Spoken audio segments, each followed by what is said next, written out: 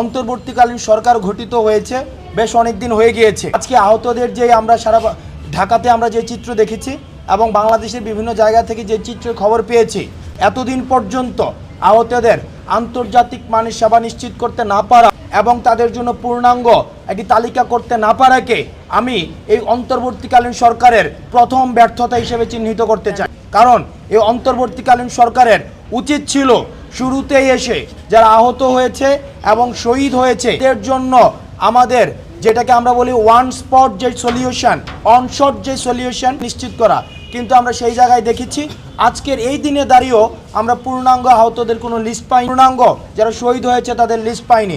আমরা ছাত্রদের জায়গা থেকে আমরা অক্লান্ত পরিশ্রম করে যাচ্ছি, কিন্তু একটা বিষয় মনে করে দিতে চাই, আমাদের কিন্তু কোনো অথরিটি নেই। এই যে আপনারা যে দেখছেন ট্রাফিক পুলিশ নিয়ন্ত্রণ করছে শিক্ষার্থীরা, বা আমরা বিভিন্ন হসপিটালে ছুটে যাচ্ছি, বিভিন্ন ধরনের আইনশৃঙ্খলা পরিস্থিতিকে স্বাভাবিক করার চেষ্টা করছি, এটি কিন্তু পুরোটাই হচ্ছে স্বেচ্ছাসেবীমূলক একটি কাজ। এখানে কোনো ধরনের আমাদের পলিটিক্যাল অথরিটি নেই, আমাদের আইনগত কোনো অথরিটি নেই। সেই জায়গা থেকে এই গভর্নমেন্টের কাজকে ত্বরান্বিত করার জন্য আমরা আমাদের জায়গা থেকে চেষ্টা করছি, কিন্তু এই অন্তর্বর্তীকালীন সরকারের যারা দায়িত্বপ্রাপ্ত রয়েছেন তাদের উচিত ছিল যত দ্রুত সম্ভব আহতদের পাশে দাঁড়ানোর ভিজিবল পদক্ষেপ নেওয়া, কিন্তু আমরা ভিজিবল কোনো পদক্ষেপ দেখিনি, যে কারণে আমরা অন্তর্বর্তীকালীন সরকারের স্বাস্থ্য বিভাগের আমরা নিন্দা জানাচ্ছি।